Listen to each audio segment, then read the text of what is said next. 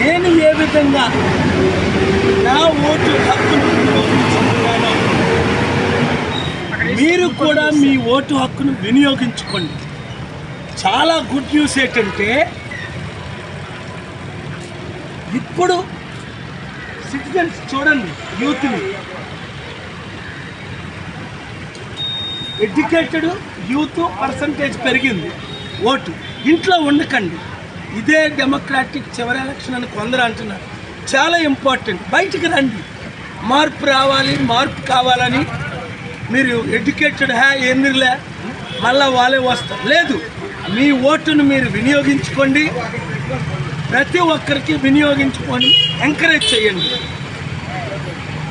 మీకు నచ్చిన వారికి ఓటు, క్రిమినల్స్కి ఓటు వేయండి. ఆలోచించి ఓటు వేయండి. Thank you. నేను ఏ విధంగా నా ఓటు హక్కును వినియోగించుకున్నానో మీరు కూడా మీ ఓటు హక్కును వినియోగించుకోండి. చాలా గుడ్ న్యూస్ ఏంటంటే ఇప్పుడు సిటిజన్స్ చూడండి, యూత్ని, ఎడ్యుకేటెడ్ యూత్ పర్సంటేజ్ పెరిగింది. ఓటు ఇంట్లో ఉండకండి, ఇదే డెమోక్రాటిక్ చివరి ఎలక్షన్ అని కొందరు అంటున్నారు.